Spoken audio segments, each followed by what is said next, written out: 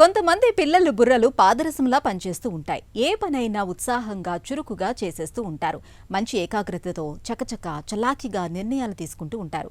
మరి అందరికీ ఇలాంటి చురుకైన బుర్ర ఉంటుందా అంటే లేదనేదే సమాధానం. కొంతమంది పిల్లల్లో మందకొడితనం కనిపిస్తూ ఉంటుంది. చురుకుదనం పాళ్లు తక్కువగా ఉంటాయి. మతిమరుపు, ఏకాగ్రత లేకపోవటం వంటి సమస్యలు ఎదురవుతూ ఉంటాయి.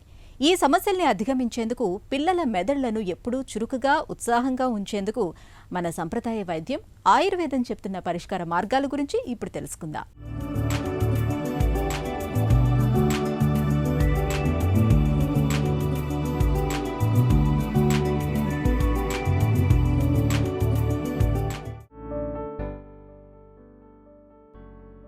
మెదడు మన మనుగడకు మూలాధారం.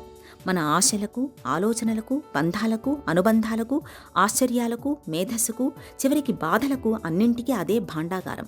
మీకు తెలుసా, మన మొత్తం శరీర బరువులో మెదడు బరువు కేవలం 2%. కానీ గుండె నుంచి సరఫరా అయ్యే రక్తంలో 15% విధిగా మెదడుకు వెళ్లాల్సిందే. ఇక మనం పీల్చే ప్రాణవాయువులో 20% మెదడే స్వీకరిస్తుంది. అంతేకాదు, మన కోసం తయారయ్యే శక్తిలో 5వ వంతు మన మెదడే వినియోగిస్తుంది. బరువు ప్రకారం మెదడు చిన్నదే కావచ్చు, కానీ తాను నిర్వహించే విధుల ప్రకారం చూస్తే మాత్రం మన ప్రతి కదలిక, మన ప్రతి ఆలోచన, మన ప్రతి పని లెక్క ప్రకారం అన్నీ దానివే.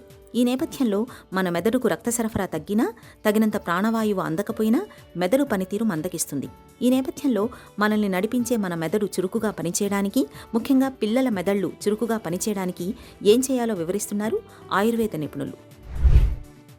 బ్రెయిన్ ఏజింగ్ అనేది బై బర్త్ కొంతమందికి తగ్గిపోతుంది. అంటే వాళ్ళు రావడమే మందంగా పుడతారు వాళ్ళు.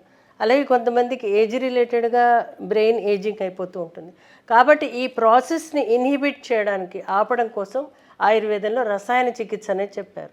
అయితే ఈ రసాయన చికిత్స అనేది మేధ్య రసాయనాలు అనేవి ఆయుర్వేదంలో చెప్పారు. అందులో ధృతి, స్మృతి అనేవి, అంటే మనం ఏదైతే మనం చూస్తామో పంచ జ్ఞానేంద్రియాల ద్వారా ఏదైతే గ్రహిస్తామో ఆ గ్రహించిన దాన్ని మనం రీటైన్ చేసుకుని మళ్ళీ దాన్ని ఎగ్జిబిట్ చేయడం, ఇవన్నీ కూడా ఒక ప్రాసెస్లో జరుగుతూ ఉంటాయి బ్రెయిన్లో.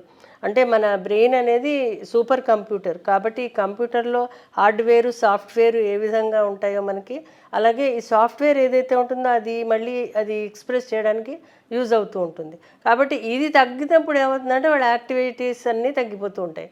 దీనికి వాళ్ళ బ్రెయిన్ న్యూరాన్స్ అనేవి ఏవైతే ఉన్నాయో అవి పెరగడానికి రకరకాలైన చికిత్సలు కానీ విధానాలన్నిటి మీద కూడా పరిశోధనలు జరుగుతున్నాయి. చాలామందికి ఇది ఉపయోగపడుతుంది కూడా. కాకపోతే అంటే బ్రెయిన్ డిరైవ్డ్ న్యూరోట్రాఫిక్ ఫ్యాక్టర్స్ ఏవైతే ఉన్నాయో వాటిని మనం న్యాచురల్గా కనుక ఇస్తే కనుక అవి ప్రాసెసింగ్ అయ్యి వాళ్ళు తెలివితేటలు పెరగడంతో పాటు వాళ్ళ యొక్క స్ట్రెస్ లెవెల్స్ తగ్గి, వాళ్ళ యొక్క మానసిక పరిస్థితి నార్మల్ అయ్యి వాళ్ళు మళ్ళీ వాళ్ళ పని యాక్టివిటీస్ చేసుకోవడానికి అవకాశం ఉంటుంది. అయితే ఇది కొన్ని రోగ కారణాల వల్ల, లేకపోతే ఇతరత్ర వేరే రోగాలు వచ్చిన వాళ్ళకి ఇది వర్కౌట్ అవ్వదు. పిల్లలకి కానీ ఎవరికైనా కానీ జ్ఞాపక శక్తి తగ్గిపోవడానికి కారణాలు ఏంటంటే వాళ్ళు దాని మీద కాన్సన్ట్రేషన్ చేయలేకపోవడం, లేదా అంటే వాళ్ళకి స్ట్రెస్, అంటే ఏంటి, వాళ్ళ ఇంట్లో ఏదైనా వాళ్ళ పరిస్థితులను బట్టి కూడా వాళ్ళకి బుద్ధి పనిచేయకపోవడం అనేది జరుగుతూ ఉంటుంది. కాబట్టి అది వాళ్ళు చూడాలి ఇంట్లో వాళ్ళు. ఇది కాకుండా ఏంటంటే నిద్ర, ఆహార విహారాలు చాలా చాలా ఇంపార్టెంట్. ఎందువల్లంటే నిద్ర అనేది సక్రమంగా పోనప్పుడు మనం పని మీద కాన్సన్ట్రేట్ చేయలేము.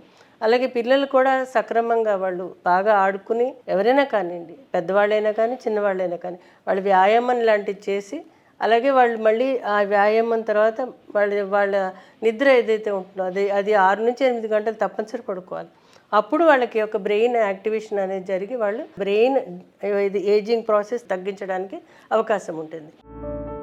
ఆయుర్వేదం ప్రకారం మన దేహంలో సత్వగుణం తగ్గినప్పుడు మెదడుకు చురుకుదనం తగ్గుతుంది. కాబట్టి మన శరీరంలో సత్వగుణం పెరిగేందుకు ఆహార విహారాల్లో తగిన జాగ్రత్తలు తీసుకోవాలని చెబుతారు నిపుణులు. ఆహారంలో ఒమేగా కొవ్వులు పుష్కలంగా లభించే చేపలు, అవిసెలు, అక్రోట్ పప్పు, పిస్తా, బాదం, జీడిపప్పు, పాలు, పాల పదార్థాలని ఎక్కువగా తీసుకోవాలి. వంటల్లో ఆలివ్ నూనెను వాడుకోవడం మెదడుకు చాలా మేలు చేస్తుంది.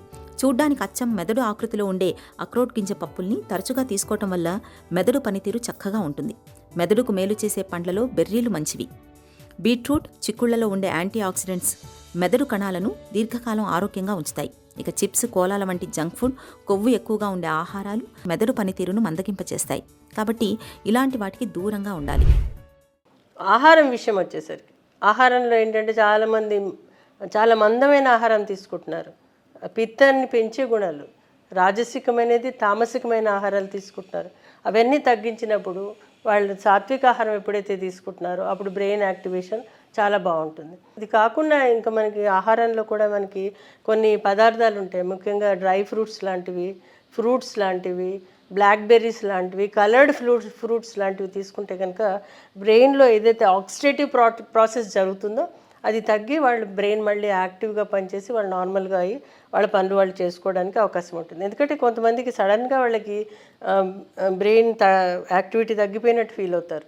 అప్పుడు వాళ్ళకి సరిపడా ఆహారం పెట్టి వాళ్ళకి సరైన ప్రోటీన్స్, ముఖ్యంగా మినపప్పు, అలాగే పప్పు దినుసులు, అలాగే డ్రై ఫ్రూట్స్ లాంటివి ఇస్తే కనుక బ్రెయిన్ యాక్టివిటీ బాగా పెరుగుతుంది. ముఖ్యంగా అక్రోట్ లాంటిది, బాదం పప్పు లాంటివి ఇస్తే కనుక, ఎందుకంటే కాపర్ లాంటి పదార్థాలు బ్రెయిన్కి కావాలి, బ్రెయిన్ యాక్టివేషన్. అందులో బాదం పప్పులో కాపర్ ఎక్కువగా ఉంటుంది. ఆకుకూరల్లో కూడా B12, B6, B3 లాంటివి అధికంగా ఉంటాయి. అలాగే దంపుడు బియ్యం లాంటిది. ఈ మధ్య B12 కూడా తగ్గి వాళ్ళకి బ్రెయిన్ యాక్టివేషన్ తగ్గిపోతుంది.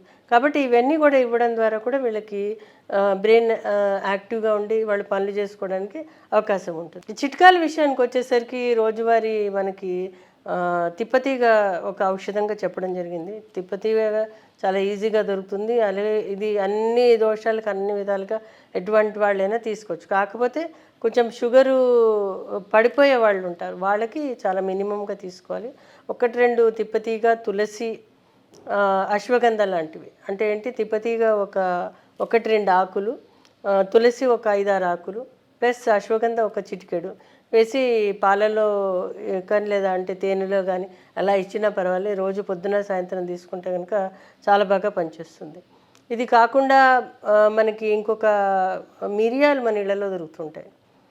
మిరియాలు కూడా రసాయనంగా చెప్పారు. కాకపోతే మిరియాలు ఎందుకంటే వీటికి స్పైసీ నేచర్ ఉంటుంది కాబట్టి మిరియాలు, తేనె, మంచి నెయ్యి అంటే ఆవు నెయ్యి కానీ గేదె నెయ్యి కానీ ఇంట్లో తయారు చేసిన నెయ్యి అయితే చాలా మంచిది.